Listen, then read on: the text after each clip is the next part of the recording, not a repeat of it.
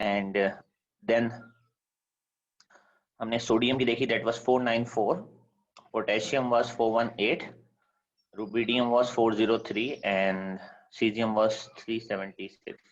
तो हमें जो है ये आयनाइजेशन एनर्जी जो है वो डिक्रीज होते हुए नजर आई। अगर हम इसका स्केच बनाएं, आयनाइजेशन एनर्जी यहाँ लिखें और यहाँ पे हम जाएं डाउन द ग्रुप,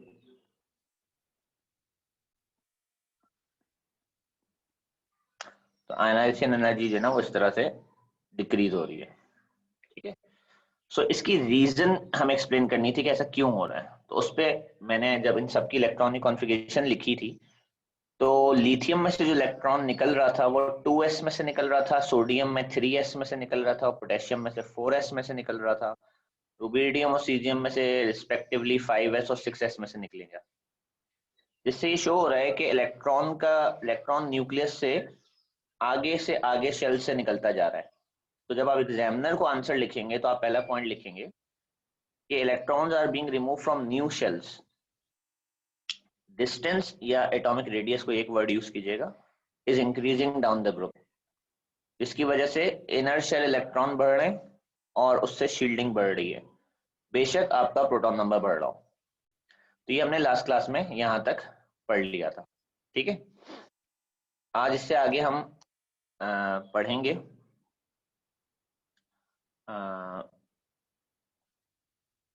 इससे आगे आज मैं एक पेज ऐड कर रहा हूं मजीद, और इसमें हम पढ़ेंगे ionisation energy along a period.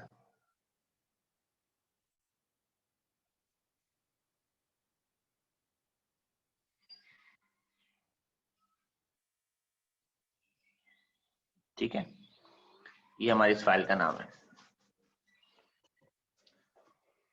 तो इसमें क्या होता है कि जब भी आप किसी एक पीरियड के एलिमेंट्स को स्टडी करें, अभी मैं डेटा बुकलेट दोबारा खोलूंगा और उसमें we will be taking help from period 3 elements, क्योंकि सिलेबस में ज़्यादातर पीरियड 3 के सवाल आते हैं। वैसे तो आप कोई भी पीरियड सेलेक्ट कर सकते हैं।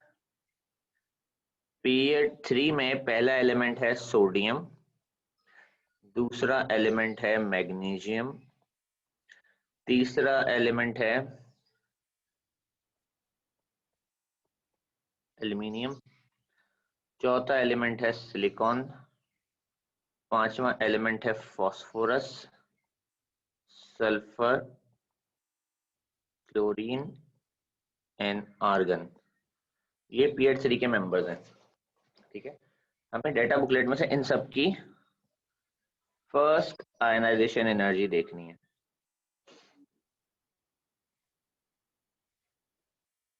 ठीक है,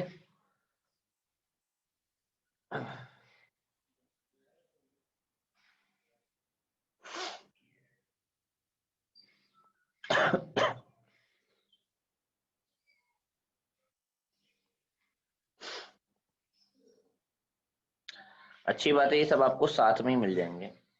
ये रहे, सोडियम की प्रोटॉन नंबर 11 पे देखें 494 है, फिर 736 है। इसको मैं यहाँ से ना क्रॉप कर लेता हूँ, फिर वहां पे हमें कॉपी करने में आसानी रहेगी अगर हम इसको यहाँ से इतनी एनर्जीज ले लें। तो ये आपकी फर्स्ट आयनाइजेशन एनर्जीज का टेबल हो गया। ये हम यहाँ कहीं प्लॉट पेस्ट कर देते हैं।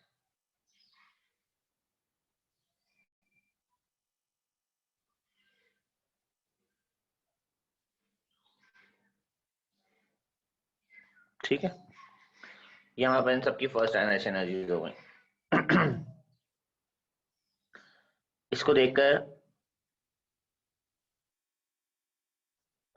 सोडियम की first ionisation energy is 494, magnesium की 736, एल्यूमिनियम की इज 577, सिलिकॉन की is 786, phosphorus is 1060, sulfur is 1000, or 1260 और 1520। अगर हम इसको स्केच करें, ट्रेंड देखना चाहें कि इसका ट्रेंड क्या है, तो जनरली जो ट्रेंड नजर आ रहा है कि आयनाइजेशन एनर्जी इंक्रीज हो रही है, ट्रेंड ये है कि ionisation energy increases along a period, ये हमें ट्रेंड नजर आ रहा है। पर जब हम इस ट्रेंड को स्केच करते हैं ना, स्केच बनाने की कोशिश करते हैं, स्केच में हमें एक एबनॉर्मलिटी नजर आती है।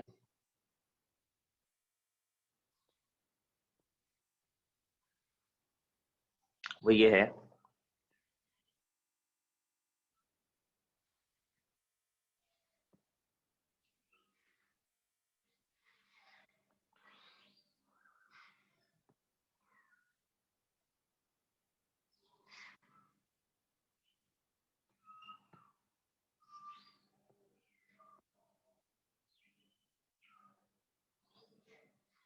अगर आप उसको स्केच करेंगे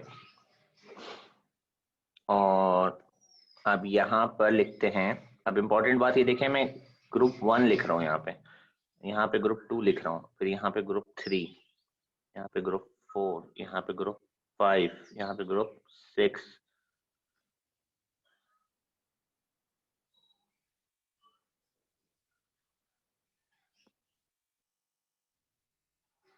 थोड़ा सा लॉन्ग, ठीक है, इसको ग्रुप 7 और इसको ग्रुप 8 लिख रहा हूँ। इस पे क्यों लिख रहा हूँ, ग्रुप्स के हिसाब से क्यों लिख रहा हूँ, क्योंकि ये जो ट्रेंड है ना, ये हर पीरियड में सेम है। हर पीरियड में क्या होता है कि फर्स्ट आयनाइजेशन एनर्जी सबसे कम होती है ग्रुप 1 की, ग्रुप 2 की आयनाइजेशन एनर्जी ग्रुप 1 से ज्यादा होती है, ग्रुप 3 की आयनाइजेशन एनर्जी ग्रुप 2 से कम होती है, ग्रुप 1 से ज्यादा होती है, ठीक है। उसके बाद ग्रुप 4 की आयनाइजेशन एनर्जी ज्यादा होती है, फिर ग्रुप 5 की आयनाइजेशन एनर्जी ज्यादा होती है, ग्रुप 6 की आयनाइजेशन एनर्जी ग्रुप 5 से कम होती है, और ग्रुप 7 की आयनाइजेशन एनर्जी और ज्यादा है, और सबसे ज्यादा आयनाइजेशन एनर्जी ग्रुप 8 की है।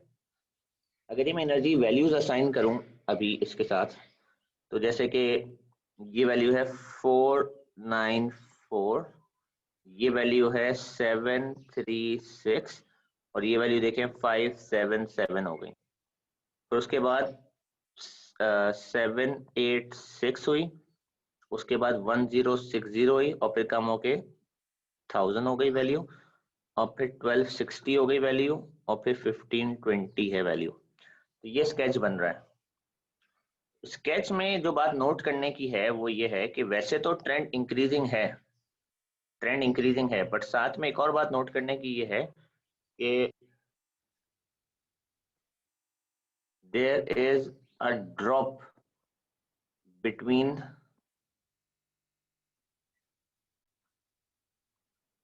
group 2 and 3, and then there is another drop between group 5 and 6। तो बस ग्रुप 2 और 3 का एक ड्रॉप है, और ग्रुप 5 और 6 का एक ड्रॉप है। This is what we call a drop, ये एक ड्रॉप है, दिस इज अ ड्रॉप। यहाँ पे ड्रॉप हुई है, नेक्स्ट यहाँ पे ड्रॉप हुई है। जर्नली जो है ना, जर्नली जर्नली आयनाइजेशन एनर्जी जो है ना वो इंक्रीजिंग ऑर्डर में।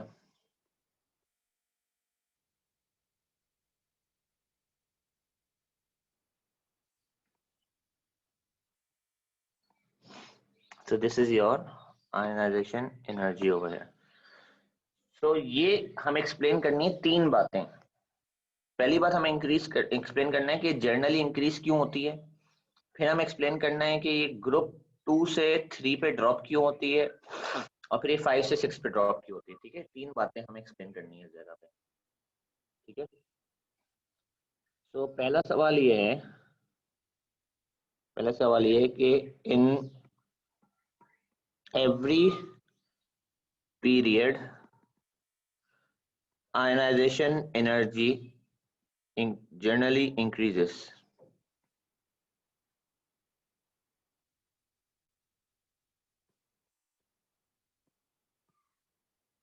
Why? जनरली इंक्रीज क्यों होती है आयनाइजेशन एनर्जी, पहला सवाल है, ठीक है। दूसरा सवाल हमारे पास ये है कि drop between group 2 and 3. Why drop between group 2 and 3?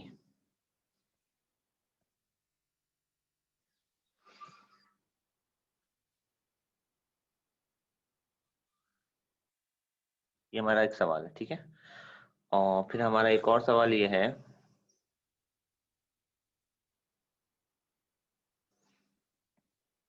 why drop between group 5 and 6? 5 और 6 के बीच ड्रॉप क्यों है? सो इन सब बातों को अभी हम पढ़ते हैं। उसके लिए हमें डिटेल एक्सप्लेनेशन के लिए इन सब की इलेक्ट्रॉनिक कॉन्फ़िगरेशन लिखना पड़ेगी। जितने भी हमारे एलिमेंट्स हैं ना, इन सब की डिटेल इलेक्ट्रॉनिक कॉन्फ़िगरेशन लिखना पड़ेगी यहाँ पे।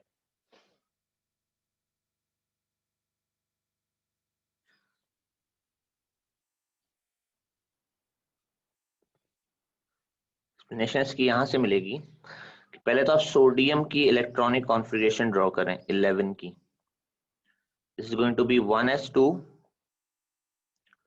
2s2 2p6 3s1, ठीक है। इसके बाद जब आप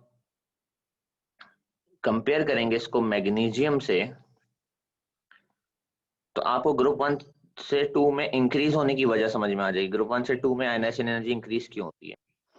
1s2 2s2 2p6 3s2 increase होने की वजह यह है, यहाँ पे इंक्रीज होने की वजह यह है कि जितने फैक्टर्स हैं वो अगर आप अप्लाई करें तो क्या हुआ है कि यहाँ पर यहाँ से यहाँ तक आने में, यहाँ से यहाँ तक आने में प्रोटॉन्स इंक्रीज हुए,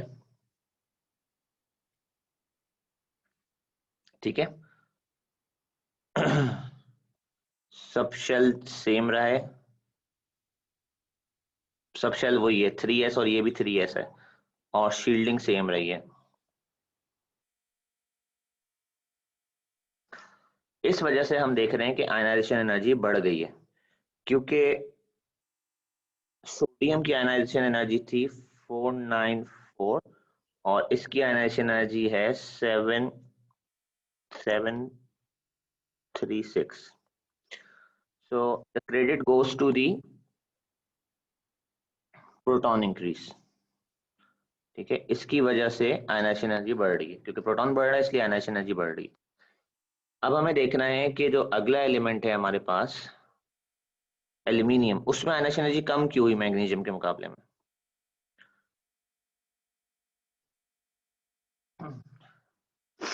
एल्यूमिनियम की इलेक्ट्रॉनिक कॉन्फ़िगरेशन है हमारे पास 1s2 2s2 2p6 3s2 3p1। तो सबसे पहली चीज जो हमें नजर आती है कि यहाँ पे एनर्जी 577 हो गई, कम हो गई एनर्जी ना। इसकी एनर्जी हो गई 577 577 हो गई एनर्जी, ड्रॉप हो गई एनर्जी। अब ड्रॉप होने की वजह ये नजर आ रही है मुझे ऑब्वियसली प्रोटॉन तो बढ़ रहे हैं, पर ये वजह नहीं हो सकती, क्योंकि प्रोटॉन बढ़ने से आयनाइजेशन एनर्जी बढ़ना चाहिए थी, राइट। तो ये वजह नहीं कह सकते, हम बढ़ रहे हैं पर ये वजह नहीं, क्योंकि हमें वो वजह ढूंढनी, इससे एनर्जी कम हुई है। इससे क्या हुआ है, सब शेल चेंज हुआ है, ये वजह है। क्योंकि अब क्योंकि इलेक्ट्रॉन 3p में से निकल रहा है ना, तो there is more shielding, shielding बढ़ गई है। शील्डिंग कैसे बढ़ गई है, पहले यहाँ पर सिर्फ अगर आप देखें तो सिर्फ यहाँ पर 10 इलेक्ट्रॉन्स की शील्डिंग थी, ठीक है। 10 इलेक्ट्रॉन्स की शील्डिंग थी। यहाँ नीचे क्या हुआ है, यहाँ पर इससे पहले 12 इलेक्ट्रॉन्स हैं, यहाँ पे क्या हुआ है 12 इलेक्ट्रॉन्स की शील्ड हो गई है, तो शील्डिंग हैज इंक्रीज्ड। ये बात समझ में आई बेटा सबको। कोई कंफ्यूजन है यहाँ पे तो बताएं। तो ये वजह है कि यहीं पे लिख रहा हूँ ये वजह, कि जब भी वो आपसे पूछेगा कि आप ग्रुप 2 से 3 पे जाएंगे तो आयनाइज एनर्जी ड्रॉप क्यों होगी, तो उसकी वजह है group 3 elements have valence electron in p orbitals. Group 3 के वैलेंस इलेक्ट्रॉन p ऑर्बिटल में होते हैं, ठीक है।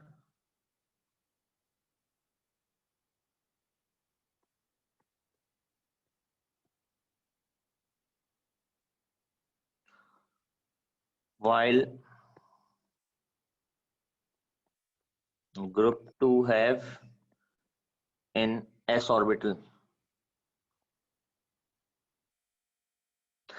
इसकी एग्जांपल है हमारे पास मैग्नीशियम एंड एल्युमिनियम की।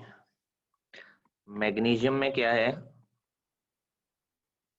1s2 2s2 2p6 3s2। Aluminium में क्या है, 1s2 2s2 2p6 3s2 3p1। so this is group 2 element, this is group 3 element। अब इससे क्या होगा, इससे होगा कि electron in magnesium is in 3s, electron in aluminium is in 3p। 3p electrons are more shielded,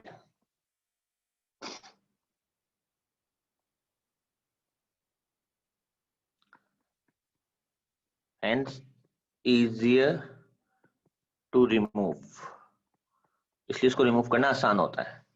तो जब भी आप एक ग्रुप 2 से ग्रुप 3 में जाएंगे यही लॉजिक अप्लाई होगी कि आप उसी शेल के s ब्लॉक से p ब्लॉक में चले जाएंगे तो इलेक्ट्रॉन निकालना थोड़ा सा आसान हो जाएगा। ये बात बेटा सबको समझ में आ रही है? किसी को कोई कंफ्यूजन है तो पूछ ले।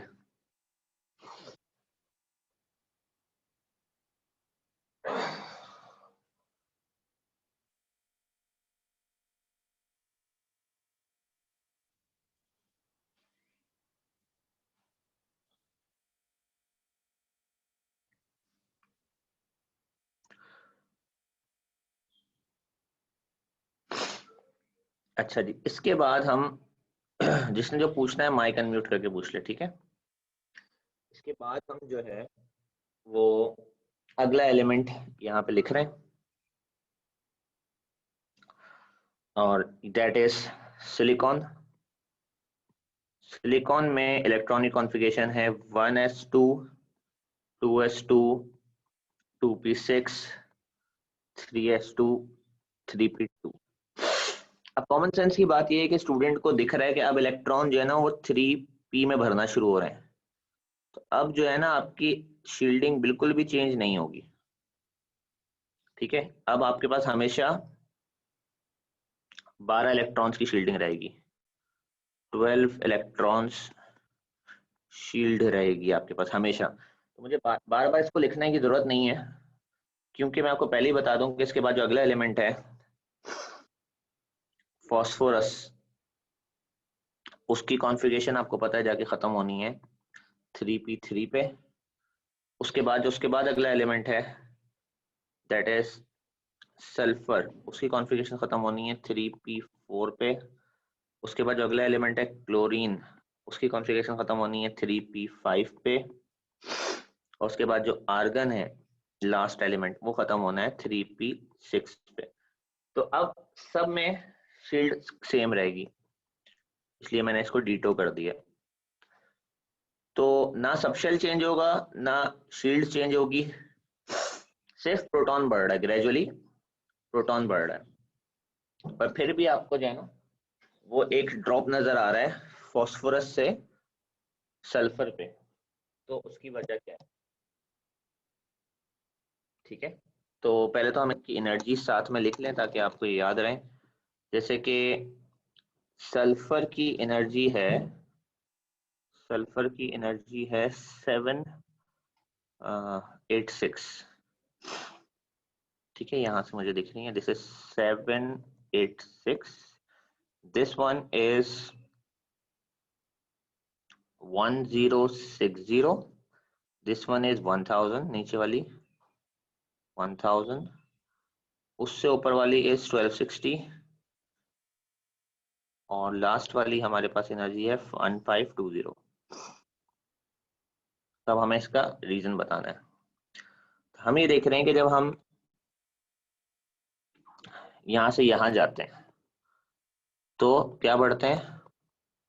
प्रोटॉन इंक्रीज होते हैं, और सिर्फ यही वजह है और कुछ भी चेंज नहीं हो रहा। ठीक है, शील्ड सेम, सब शेल सेम है, सेम है, शील्ड सेम है। इसके अलावा ये बात तो फिर अगले में भी है कि जब आप यहां से यहां जा रहे हैं तो प्रोटॉन इंक्रीज हुए हैं,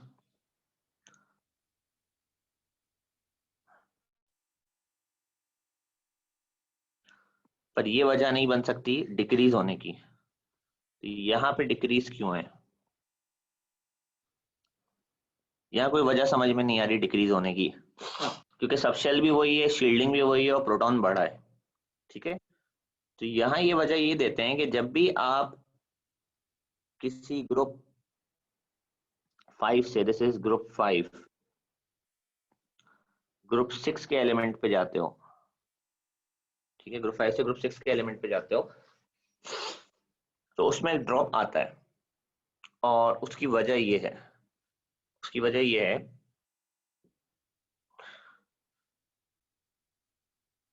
group 5 elements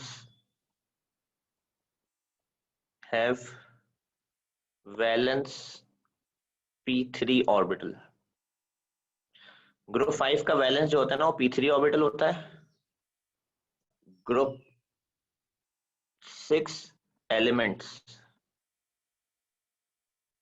have valence p4 orbital.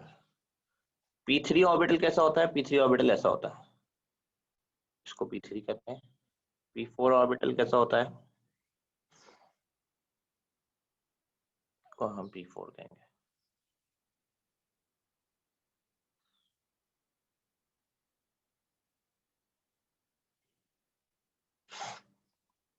p3 में क्या होता है कि सारे के सारे इलेक्ट्रॉन्स अनपेयर्ड होते हैं।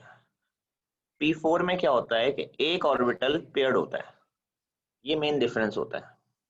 ठीक है, इसकी वजह से फर्क आ रहा है। All orbitals are unpaired. इसमें क्या है? One paired orbital, two unpaired orbital. अब ये इससे क्या होता है कि it is easier to remove electrons from a paired orbital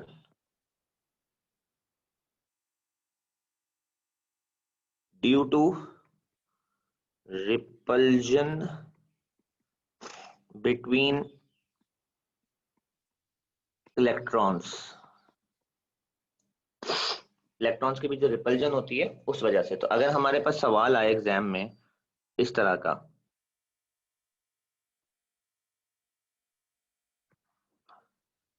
कि भाई बताएं फास्फोरस और सल्फर में आयनाइजेशन एनर्जी में फर्क क्यों आया, तो जब आप फास्फोरस की इलेक्ट्रॉनिक कॉन्फ़िगरेशन लिखेंगे तो वो होगी 1s2 2s2 2p6 3s2 3p3।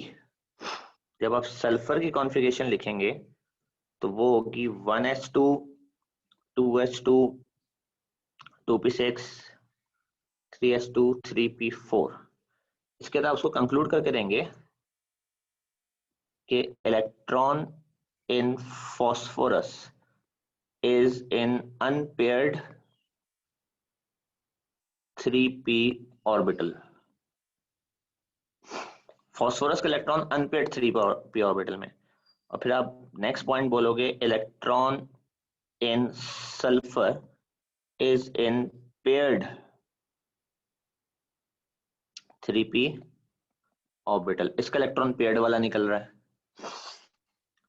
फिर आप बताओगे paired electrons repel, paired electrons repel करते हैं and are easier to remove, और उनको रिमूव करना आसान होता है, इसलिए हमारी आयनाइजेशन एनर्जी 1060 से, इसकी 1060 से कम होके 1000 हो गई।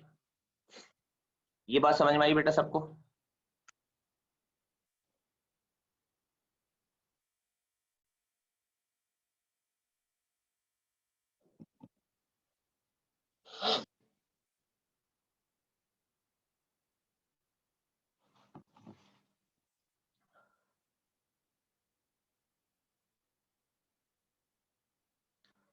चलिए, इसके अलावा अगर हम आगे पढ़ें तो आगे हमें दिखता है कि जी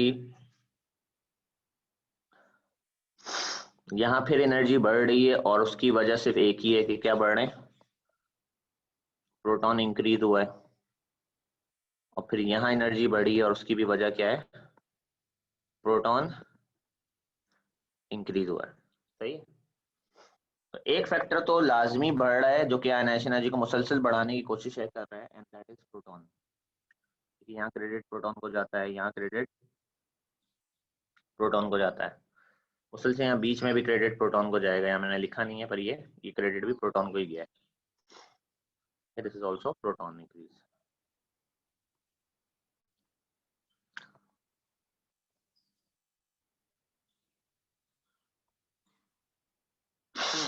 अच्छा, अब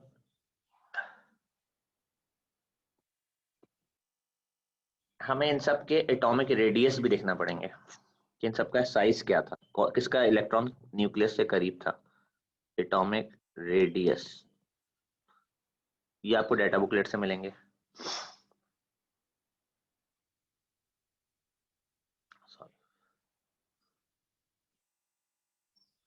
तो ये रहा भाई एटॉमिक रेडियस पीरियड के हिसाब से। तो अगर आप यहाँ देखें तो ये रहा एटॉमिक रेडियस, मैं इन्हीं को कॉपी कर लेता हूँ सबके एटॉमिक रेडियस को, ये वहां ले जाके हम पेस्ट कर देते हैं।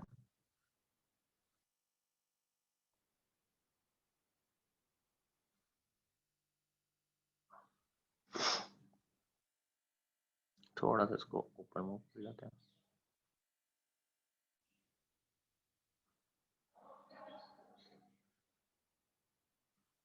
ठीक है, तो इससे क्या साबित हो रहा है कि एटॉमिक रेडियस मुसलसल नीचे डिक्रीज हो रहा है। इसमें सिर्फ एक एक्सेप्शन है, उस एक्सेप्शन को हम पीरियड 3 में डिस्कस करेंगे, और ये भी हम डिस्कस करेंगे आगे नेक्स्ट टॉपिक में कि डिक्रीज क्यों हो रहा है। अक्सर बच्चे इसको नहीं समझ पा रहे होते, सर ये डिक्रीज क्यों हो रहा है। ठीक है, we are going to explain it in the next topic कि डिक्रीज क्यों हो रहा है, और आर्गन जो है वो एक एक्सेप्शन है, इसके बारे में भी नेक्स्ट टॉपिक में बात होगी। नेक्स्ट टॉपिक मतलब नेक्स्ट क्लास नहीं, नेक्स्ट चैप्टर वो है ही पीरियड 3 के बारे में।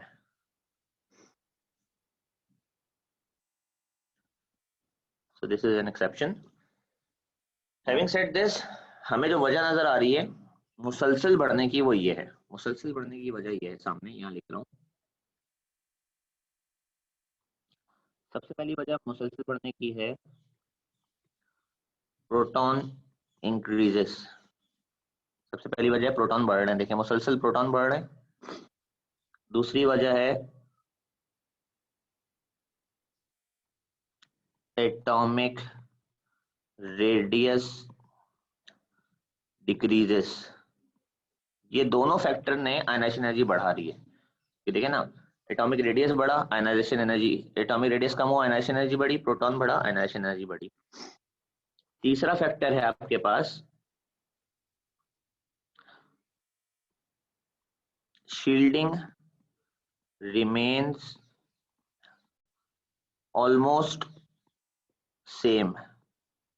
शील्डिंग ज्यादा चेंज नहीं हुई, क्यों? क्योंकि देखें शील्डिंग है ना, सिर्फ आपको सोडियम से मैग्नीशियम देखें शील्डिंग चेंज नहीं हुई। सोडियम से मैग्नीशियम शील्डिंग 10 इलेक्ट्रॉन की है, ये देखें यहाँ पे भी 10 इलेक्ट्रॉन है, मैग्नीशियम में भी 10 इलेक्ट्रॉन। सिर्फ मैग्नीशियम से एल्यूमिनियम में 10 से 12 हुए हैं इलेक्ट्रॉन, उसके बाद इलेक्ट्रॉन 12 ही रहे। तो हम ये कहेंगे कि शील्डिंग ऑलमोस्ट सेम रही है, ज्यादा चेंज नहीं हुई शील्डिंग। और शील्डिंग चेंज ना होने की वजह क्या है? क्योंकि अनलाइक ग्रुप यहाँ पर शेल चेंज ही नहीं हुई है, यहाँ इलेक्ट्रॉन एक ही शेल में ऐड हो रहे हैं। Electrons are in same shell, electron एक ही शेल में, शेल चेंज ही नहीं हुआ तो शील्डिंग क्यों चेंज होगी? तो these are the 4 points which are expected from you, कि अगर आप जो है वो CI में इन आंसर्स को लिखें। तो पहला पॉइंट आपने लिखना है कि जी प्रोटॉन्स इंक्रीजेस। दूसरा आपने लिखना है एटॉमिक रेडियस डिक्रीजेस। ठीक है, this is the whole topic of period. और ये आपके पास नोट्स में भी सब कुछ अवेलेबल है, मैं नोट्स से भी आपको दिखाता हूँ जो मैंने आपको नोट्स दिए हैं।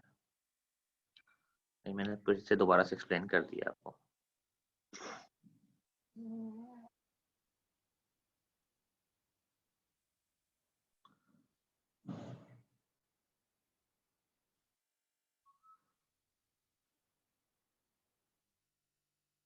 ये देखें, जब आप यहाँ पीरियड पे आएंगे, ये रहा, तो ये पहला जो है ना, ये पीरियड 2 है। यहाँ देखें जरा, ये पीरियड 2 है, इसमें भी वही ट्रेंड है जो पीरियड 3 में, मतलब इसलिए मैंने ग्रुप्स करके दे दिया था। ये अगर ग्रुप 1 है तो ये ग्रुप 1 है, ये अगर ग्रुप 2 है तो ये ग्रुप 2 है, ये अगर ग्रुप 3 पे ड्रॉप आया तो इस पीरियड में भी ग्रुप 3 पे ड्रॉप आया। फिर ये अगर ग्रुप 4 है और ये ग्रुप 5 है तो ये रहा ग्रुप 4 और ये रहा ग्रुप 5। फिर ग्रुप 5 से ग्रुप 6 पे ड्रॉप है तो यहाँ पे भी ग्रुप 5 से ग्रुप 6 पे ड्रॉप है। फिर 7 और फिर 8, फिर 7 और फिर 8। फिर ये इतना बड़ा जो ड्रॉप आता है ना, ये इंपॉर्टेंट है। इतना लार्ज ड्रॉप जो है, जो कि नियॉन से सोडियम में आ रहा है, वो इसलिए आ रहा है क्योंकि neon is 2p6, sodium is 3s1। तो ये शेल ही चेंज हो गया ना। तो याद रहे कि एग्जामिनर को आपने जो है ना,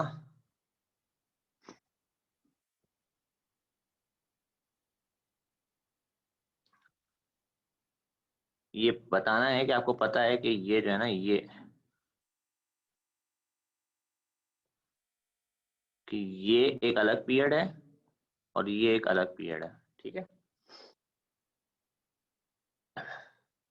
ये सब कुछ यहाँ पे लिखा हुआ है आपके पास नोट्स में, सारी बातें लिखी हुई डिटेल में। इसको एक दफा अभी पढ़ लें, बस ये 2 पेजेस पे यहाँ कंक्लूड हुआ हुआ है। और मैंने जो अभी आपको पढ़ाया, ये क्योंकि आपका चैप्टर कंक्लूड हो गया है, इसकी मैं आपको PDF अभी सेंड कर रहा हूँ आयनाइजेशन एनर्जी के नाम से। और इसके अलावा ये होगा कि ये पूरा एक चैप्टर जो है ना, वो आपको एज अ PDF मिल जाएगा। अभी मैं इसके क्वेश्चंस भी इसी में ही सॉल्व कर दूंगा, सारे यहाँ कॉपी करके ना इसी में सॉल्व हो जाएंगे। ठीक है, डॉक्यूमेंट्स में मैं आपका एक नया फोल्डर बना रहा हूँ और आपके फोल्डर का नाम है वेल्स सेक्शन सी, ओपन।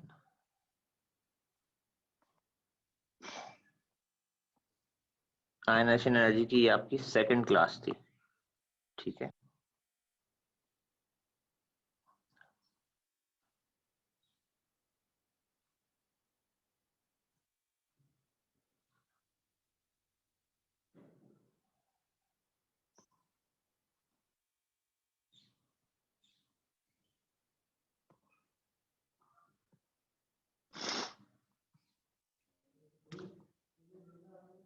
जी भाई, जरा जब तक ये व्हाट्सएप खुल रहा है और ये सेव हो रही है, तो एहतशाम भाई, कैसे हैं आप? अस्सलाम वालेकुम सर। सही। हाँ भाई, समझ आ रहा है? जी सर, समझ आ रहा है। अच्छा, और आयशा? अस्सलाम वालेकुम सर। क्या हुआ, कल कहाँ थी आप? सर मेरा इंटरनेट नहीं चल रहा था, ये तो बड़ा मुश्किल हो गया यार। जी रहीम इसलिए तो चैप्टर। ऑनलाइन पे रो रही थी मैं। अरे हाय, ये तो बहुत मुश्किल हो जाएगी यार।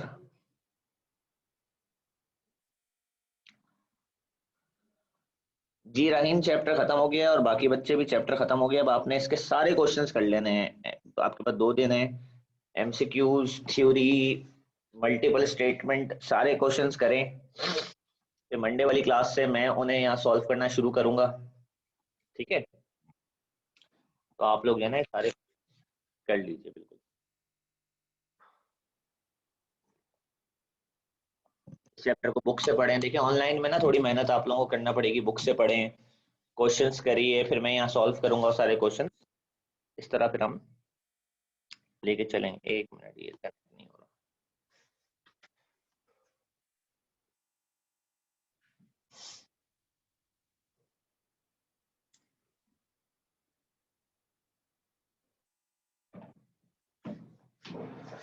हो गया कनेक्ट।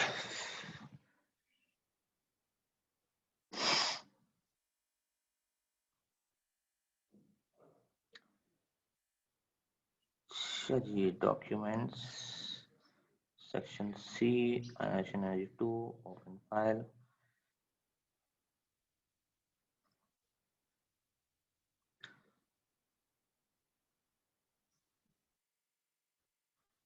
अच्छा, अभी ये फाइल आपको जा रही है, रिसीव हो तो आप देखिएगा अभी डाउनलोड करके, ओपन करके कि आपको ये नोट्स मिल गए हैं। मैं भी जरा अपने पास चेक करूं सेक्शन फाइल ओपन करके कि फाइल में क्या आया है। तो देखें, ये पहले आप पुरानी फाइल बेशक डिलीट कर दें, ठीक है, क्योंकि ये पिछला सब कुछ इसमें साथ साथ आता रहेगा। हमारी फर्स्ट क्लास थी, रिवीजन मैंने इसका दिया था। ये हमारी सेकंड क्लास थी, डाउन द ग्रुप। और ये हमारी आज की क्लास है, अलोंग द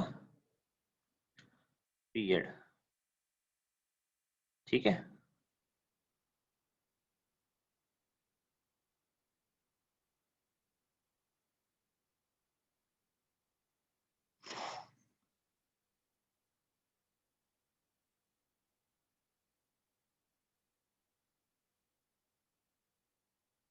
ठीक है, गुड। तो भाई, किसी को भी कोई किसी किस्म की इशू आ रहा हो तो बताए बच्चा।